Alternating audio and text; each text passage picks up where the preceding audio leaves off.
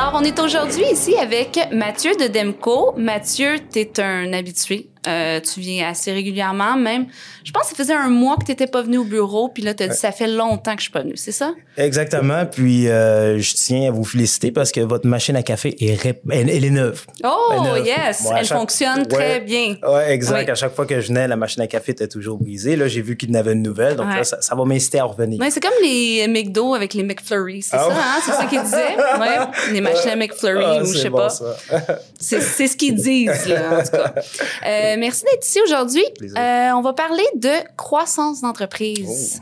Parle-nous un petit peu de ton background, là, juste pour que les gens qui te connaissent pas encore entendent un peu de où tu viens, puis de où tu viens, hein, jusqu'à où t'es aujourd'hui, là. Oui. Ben, je vais partir de où est-ce que je viens. Oui. Bon, ben, moi, j'ai grandi au Saguenay. Puis là, pourquoi j'ai grandi au Saguenay? C'est parce qu'à la base, je suis né en Afrique, au Rwanda, 93, le génocide rwandais. J'ai perdu ma famille dans le génocide. J'ai été adopté par une famille québécoise au Saguenay, fait que j'ai grandi là-bas. À l'âge de 21 ans, j'ai bougé à Montréal pour devenir policier. Donc, depuis l'âge de 21 ans jusqu'à aujourd'hui, je suis policier. Là, présentement, j'ai pris des années sabbatiques parce que mon entreprise est en croissance. Puis, pourquoi de police à la construction? C'est qu'à un moment donné, ma santé mentale a pris le bord parce que le métier de policier, c'est quand même assez rock'n'roll. Surtout au centre-ville de Montréal, tu vois, on est exposé à beaucoup de choses, puis tout ça. Puis, j'étais rendu à un point dans ma vie, il fallait que je mette un genou à terre. Puis, j'ai découvert la construction. J'ai commencé mon entreprise littéralement en ramassant des débris, un petit peu comme un 800 gars de junk. Ouais. Puis, en ramassant des débris de construction, j'ai vraiment pris la piqûre pour la construction. J'ai commencé dans le domaine de la toiture. C'est un domaine que je connaissais bien. Donc, j'ai tout mis mes œufs dans le même panier. J'ai commencé dans la toiture. Après ça, je suis été chercher ma licence d'entrepreneur général. Puis là, de fil en aiguille, ben, j'ai commencé à toucher à différentes sortes de projets. J'ai même, pour redonner à ma communauté qui est au Saguenay, j'ai ouvert une autre entreprise au Saguenay qui est l'Esco Construction avec mon partenaire. Donc, j'ai Montréal, j'ai le Saguenay. Puis, ce qui est le fun avec ça, c'est que ça me donne deux comment je pourrais dire ça? Deux marchés différents. La construction à Montréal, c'est pas la même qu'au Saguenay. Les approches, c'est pas les mêmes. Les enjeux, ce n'est pas les mêmes. Fait que ça me permet d'établir différentes stratégies pour différents enjeux, autant en milieu urbain qu'en milieu... Te garder occupé, c'est ça qui garde ta santé mentale en forme, c'est oui, ça? Honnêtement, oui. Avec les années, je me suis rendu compte que, comme dans la police, tu sais, gérer des situations d'urgence, dans la construction, ça arrive. Ça, je l'ai, ça va rester en dedans de moi. Mais contrairement à la police, tu sais, la construction, il n'y a pas de vie en jeu, il n'y a pas tout ce qui vient avec, puis tout ça. Je ne veux pas m'attarder là-dessus. Mais non, ce qui me drivait dans la police, je le retrouve à un certain point dans la construction en gérant des entreprises de construction. Fait que dans le fond, la toiture, tu as commencé en quelle année? J'ai commencé la toiture, j'ai été incorporé en 2020. Toiture, j'ai commencé 2022. Ben, quand il y a eu la COVID. 2020. 5 ans. 2020 COVID? Ouais. Oui, c'est ça, 2020. Oui, ça fait juste 5 ans. Fait que là, on parle de croissance, hein, justement. Là, tu réalises à quel point la croissance a été rapide en 5 ans.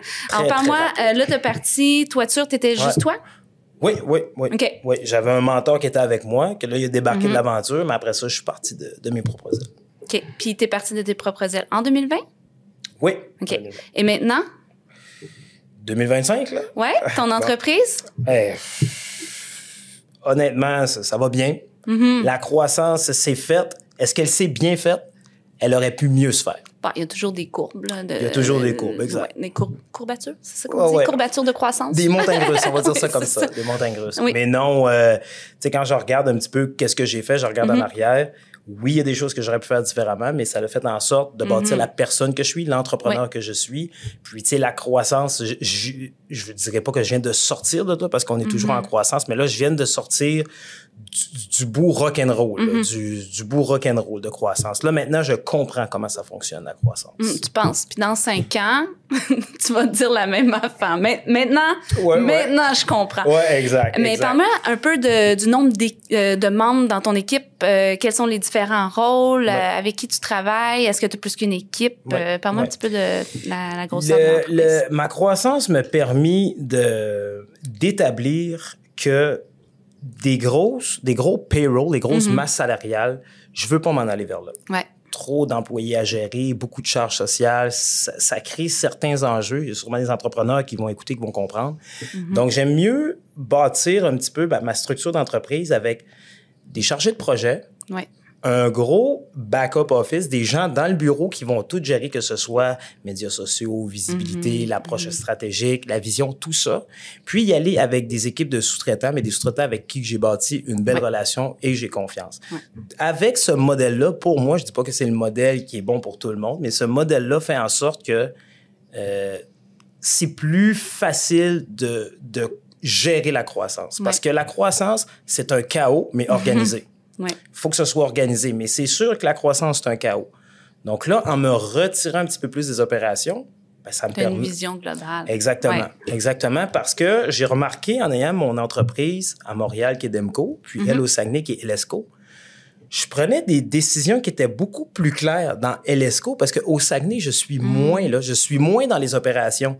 Donc, je me suis dit, si j'applique ça à Demco, en essayant le plus possible de me retirer, je vais être capable de prendre des décisions qui sont plus en fonction de la vision de l'entreprise. Puis c'est exactement ce que j'ai fait. C'est pour ça que j'ai été capable de peut-être monter une marche de plus dans mon... Oui, mais c'est très, très sage comme décision. Sauf que faut être capable de se retirer. C'est très dur. Il y a beaucoup de gens qui ont plus de difficultés à ce niveau-là, tu sais, déléguer, apprendre à déléguer, tout ça, puis ça, c'est un problème dans tous les domaines. Là, exactement. Exactement. Puis, tu sais, la croissance, autant de mon entreprise, a fait en sorte que moi, personnellement, j'ai pris de la croissance aussi.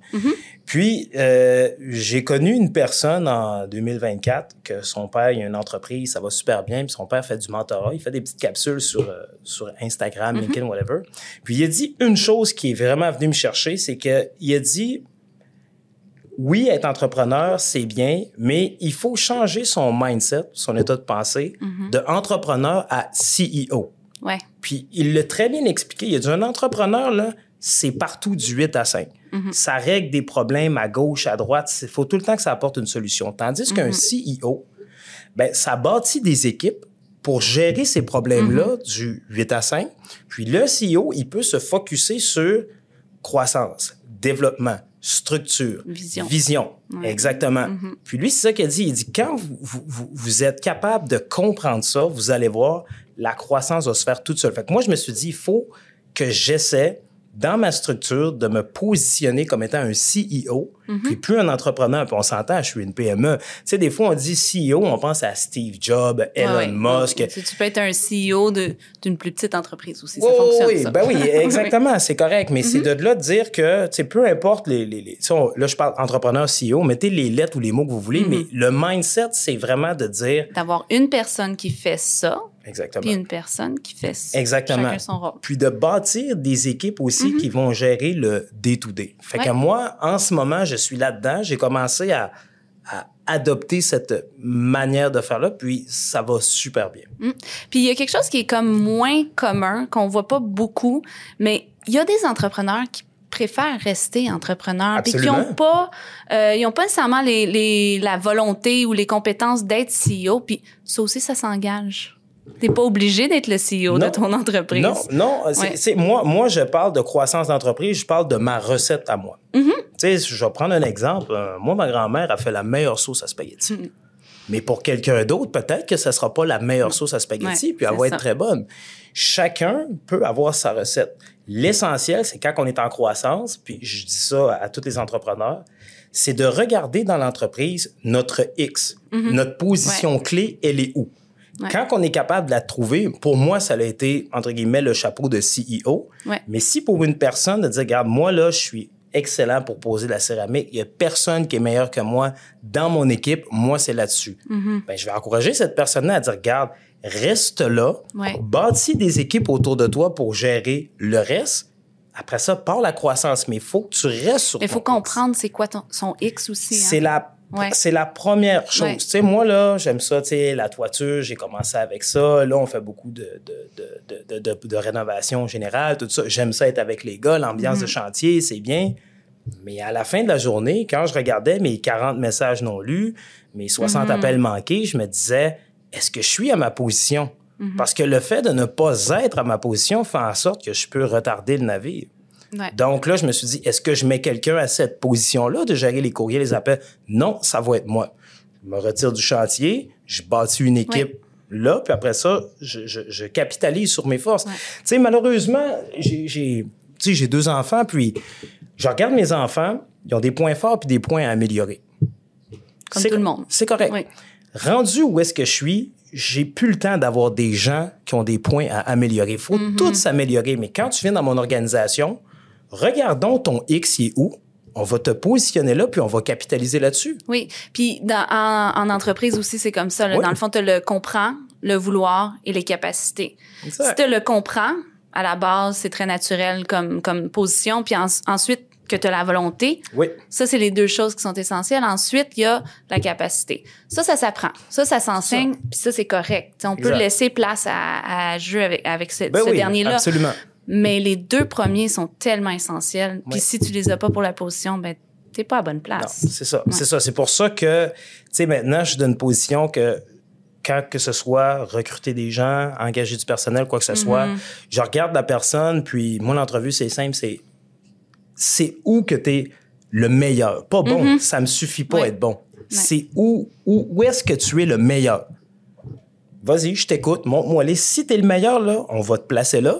Après ça, on va partir en croissance. Ouais. Puis je pense que cette formule-là fonctionne. Puis aussi, c'est important quand on a une entreprise, qu'on est en croissance, les employés, les sous-traitants, peu importe, les gens voient que tu es en croissance, ils ont besoin de voir, OK, lui, il part par en avant, où est-ce qu'il s'en va, puis comment est-ce qu'il est organisé pour s'en aller là. Moi, c'est simple. Je le dis à mes gens autour de moi, toi, tu es là avec moi parce que tu es le meilleur, là.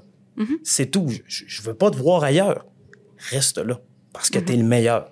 Ouais. Tu sais, je vais donner un parallèle qui peut sembler anodin. Patrick Roy, l'ancien gardien de but du Canadien, bon, ben, il était bon, c'était un des meilleurs, mais il n'a jamais scoré de but quand on regarde ça. Mais c'était un des meilleurs. Pourquoi? Parce qu'il était à sa position. Ouais. Si on a 5 Patrick Roy d'une équipe, je suis pas sûr que ça va être...